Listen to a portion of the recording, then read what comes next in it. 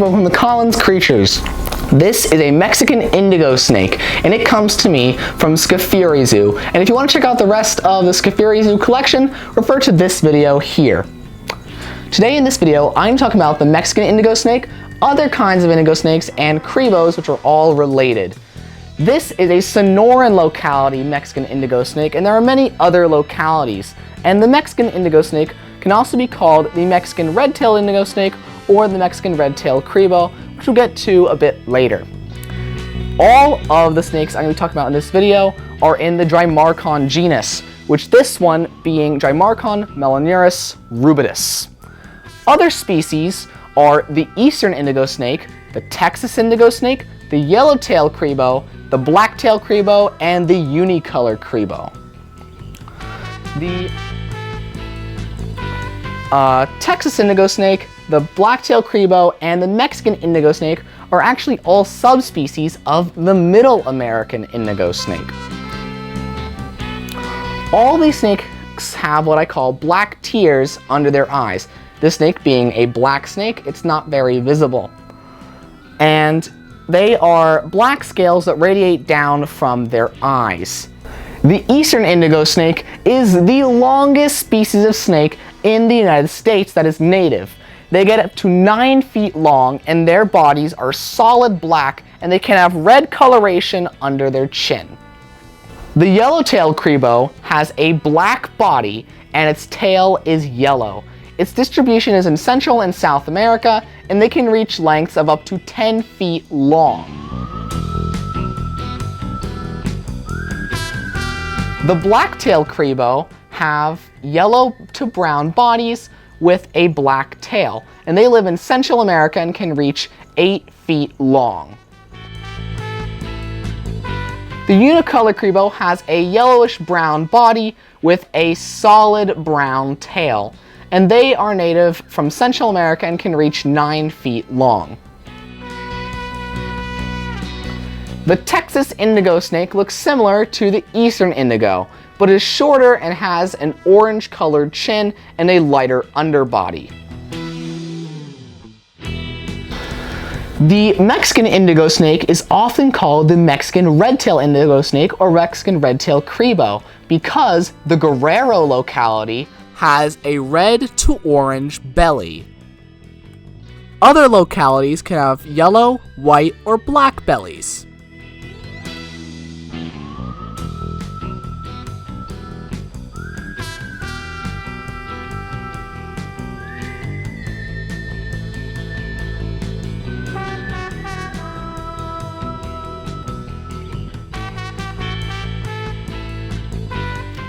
This one specifically has an all-black body with a white underbelly and a bit of peach towards the head.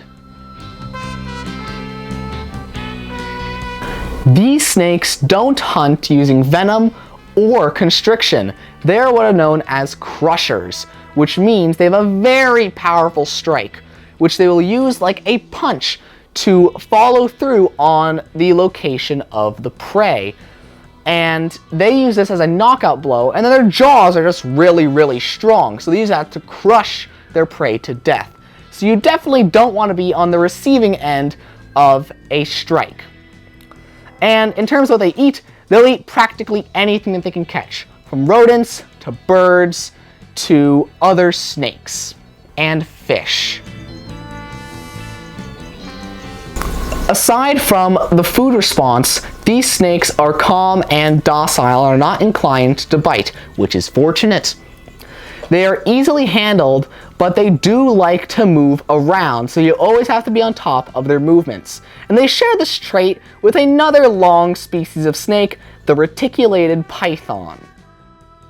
Unlike the eastern indigo snake, which is seen as the holy grail of all colubrid snakes and can be almost impossible to find, and they are super expensive, these snakes are more affordable and readily available and are almost as cool looking as the eastern indigo snakes, and fortunately, most of the localities are not endangered. And there are other cribos and indigo snakes on the market, but mostly the indigo snakes are more difficult to find and are less affordable. In terms of caring for them, it is very simple. Their enclosure has to be large and appropriate for their size, with Mexican indigo snakes being smaller than the rest of the species. And they do not need it super hot. The cool side can be room temperature, and the hot spot can be around the mid-80s. And you have to be sure not to make it too hot, as Drymarchon snakes are sensitive to super high temperatures. They do live in areas where it is humid, so a light misting once a day and a humid hide is helpful. Feeding is the easy part, as they'll eat practically anything. They will eat rats, mice, chicks, quails, parts of chicken like wings and necks, as well as fish. But you have to be careful on the volume of which they feed, because they can be prone to obesity, and the objects that you feed them can't be too large, as they may have trouble swallowing them. So that is the Mexican indigo snake, along with other indigo snakes and cribos. I'd like to thank Steve from Scafuri Zoo for allowing me to use his absolutely awesome Mexican indigo snake.